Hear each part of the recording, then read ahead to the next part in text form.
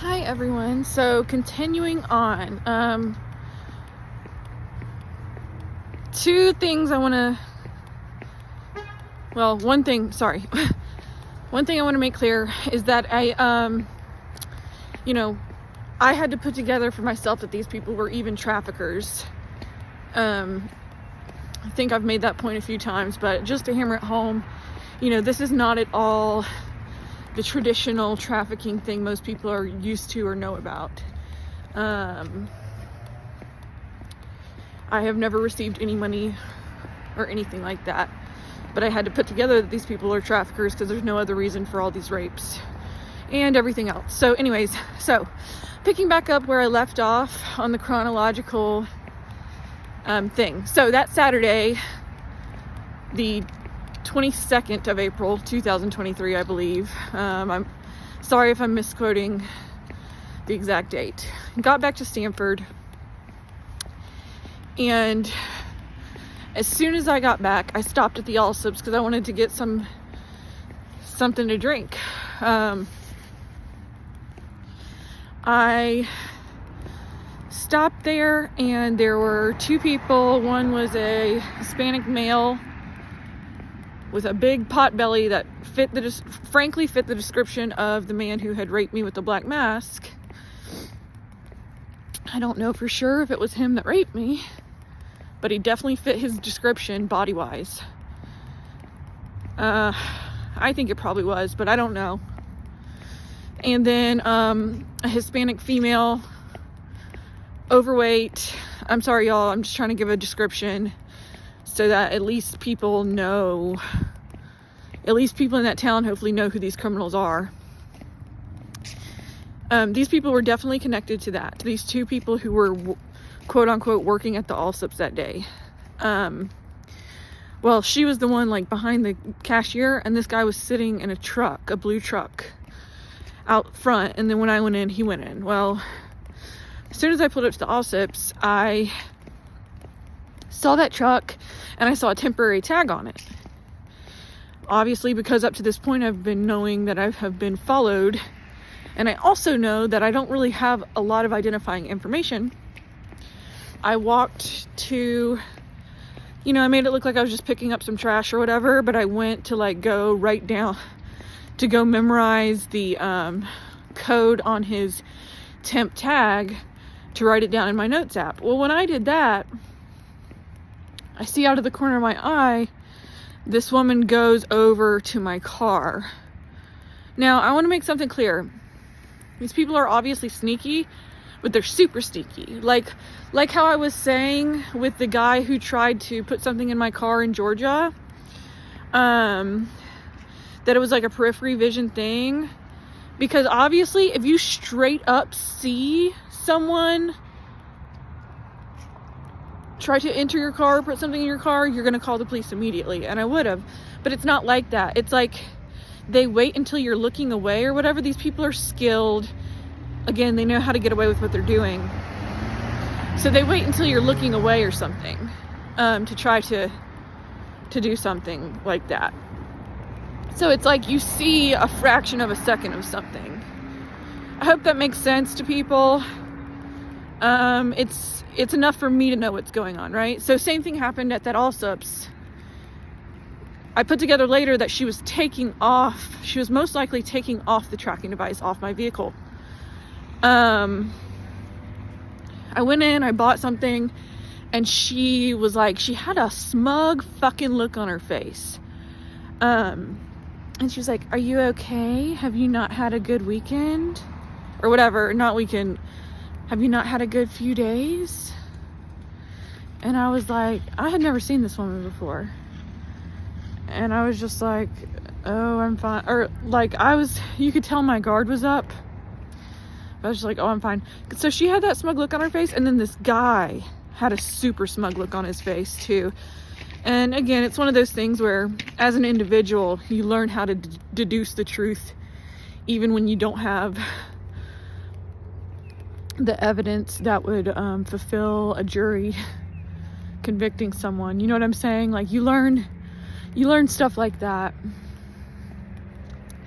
So that smug look that was on both of their faces, like, very noticeably smug look, told me they were definitely connected to this.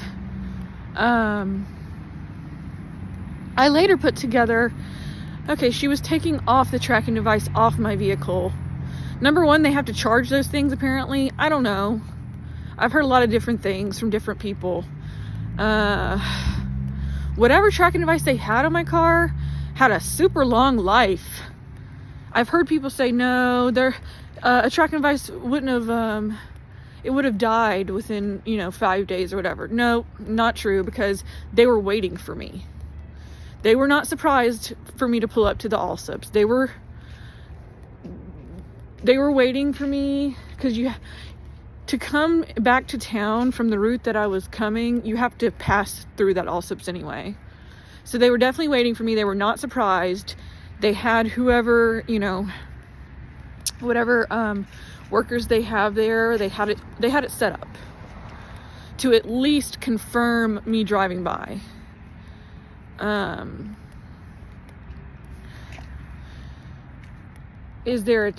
So anyways, I put together later, okay, I think she took the tracking device off of my car. Well, why would she do that? Well, because at that point, that's the only evidence that I had. If we would have found the tracking device, it would have been evidence of at least stalking. So I think they took it off. Why would they take it off? Because up to that point, they had seen that I was not only was I not complying with whatever they were trying to do, I was also I was going out of my way to not let anything illegal happen in relation to me. Like, I was going out of my way to take my life seriously and my property seriously, in this case my property being my car. So I think that clued them in. Like, the fact that I came straight back to Texas, I think they probably were not expecting. When I said I left my grandparents in the middle of the night,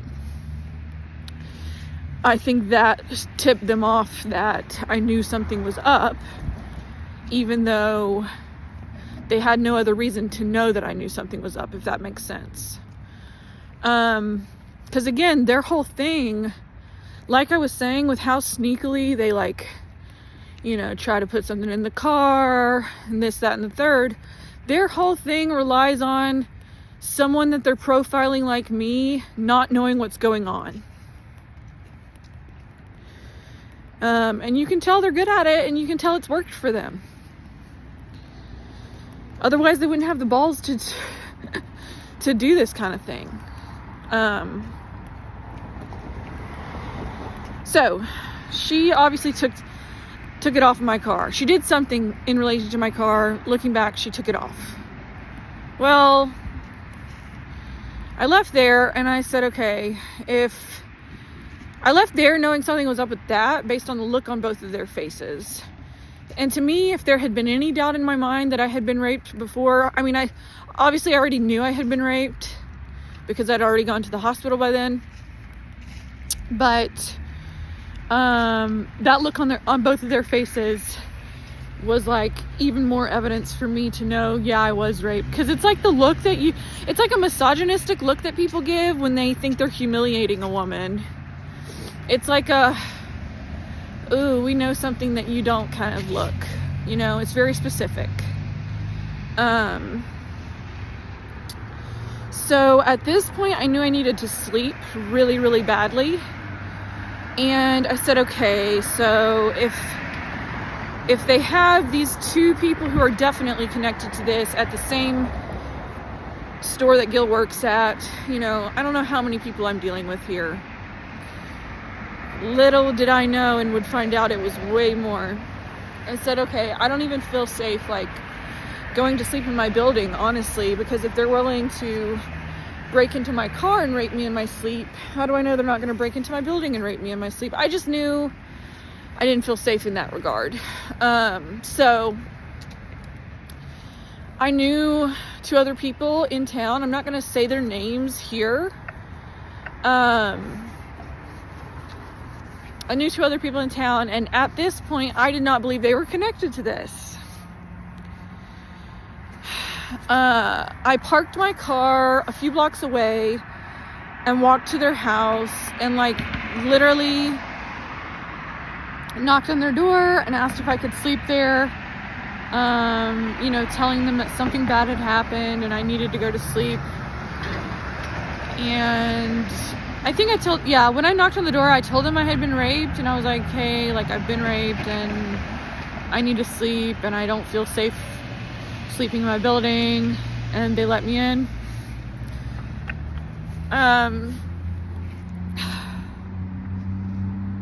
I slept a really long time, and I also told them everything I knew.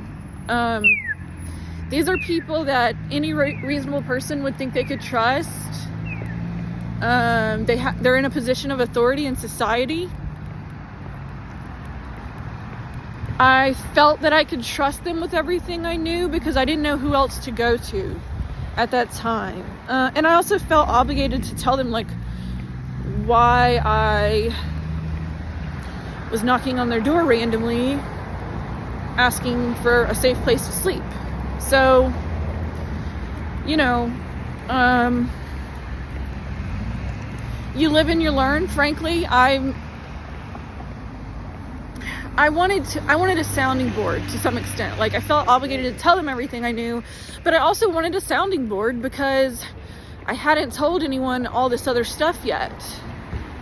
I wanted a sounding board to figure out what authority to go to, and also I kind of hoped and thought they might do something about it because they live in this town. They're in a position of authority in this town. So I was hoping that they would do something about it, because once I knew that I was dealing with organized crime, I knew that going to the local police of Stamford was probably not a good idea. It's such a small police force. And once I saw the breadth of, like, okay, I'm dealing with a nationally organized criminal syndicate, I was like, okay, there's no way that they don't have someone on the Stamford police force. You know, I just knew, like, and also Gil had made it a point to say to me, like, that he was friends with most of the police back when I, like, hung out at his house one time while I was waiting for my laundry to be done after I had taken a shower. He had made it a point to say that to me. Well, at the time, I just thought it was just a normal conversation, like he was telling me about who he was friends with in the area. Looking back, now that I understand that he was trying to groom me to traffic me, I realize now that he told me that so that, you know, it's like a power move. It's like, oh, well, I'm friends with all the police, so don't think they'll help you, kind of thing. Like, don't think that you're going to be able to go to the police and it won't get back to me. Now I realize that that's what that was. But again, at the time, he just was literally like, yeah, now I'm friends with most of the police here. So I really want to emphasize that so that other women understand how bad it is out here. I want to emphasize the subtlety of everything. That there were never direct statements such as, don't try to go to the police because they won't help you. There was never anything close to that.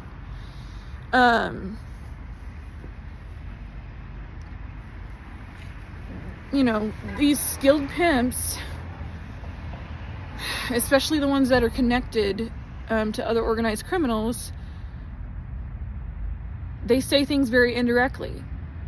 And they have the confidence to do it that way because they've got enough people behind them. I hope that makes sense. What I'm trying to say is, don't be scared to read into things.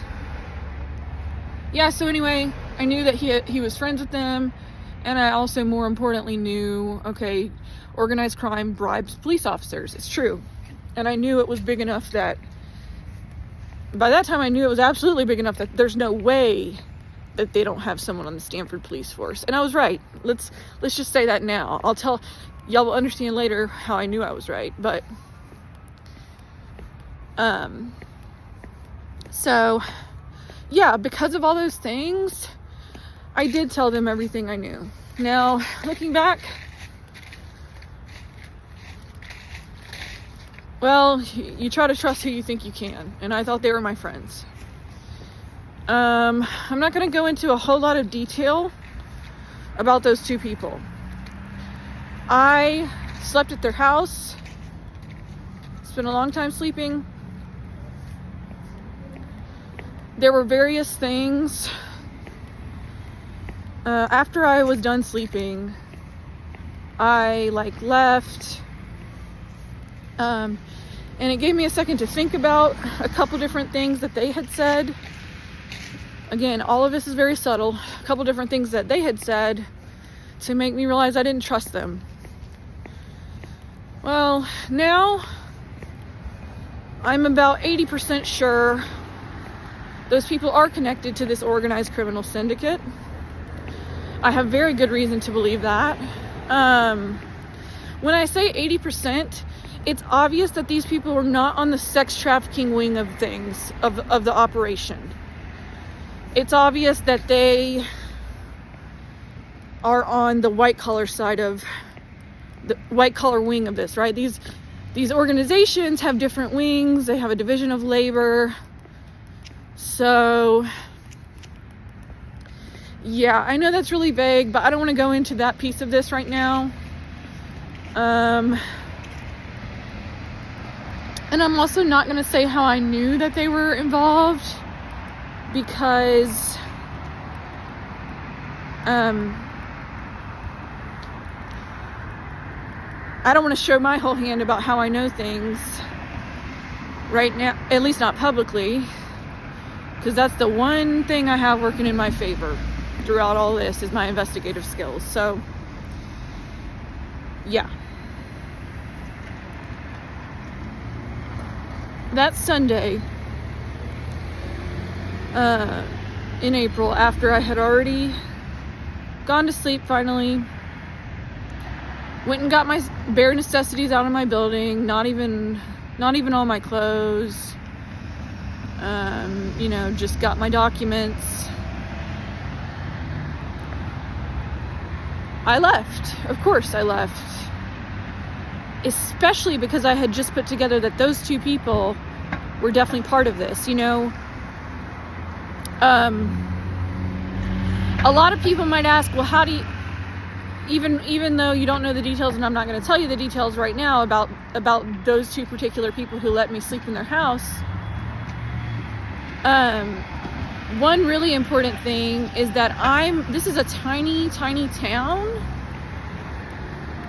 and I'm an outsider. Because I'm an outsider,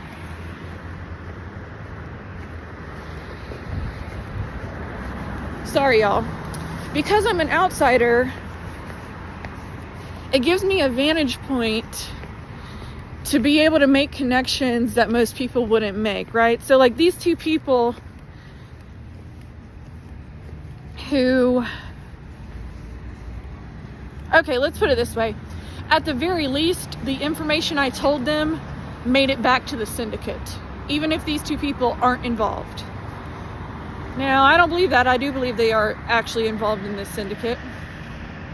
But, the point that I'm trying to make here is because I'm an outsider, they think they're getting away. There's things people do when they think they're slick and they think they're sly that they are getting away with on a day-to-day basis. But because I'm an outsider and I have the vantage point of someone who's traveled so much and seen things from a larger perspective and a larger point of view, I'm able to pick up on little tells. You know what I mean? So especially because I had, my plan was already that I'm gonna abandon my project here. But especially after I had just very suddenly put together that these two people who come across as normal people and you would think you could trust and who are in a position of authority in that town, especially after I put together that they were clearly involved in some shady shit, I was like, I am getting the hell out of here. So,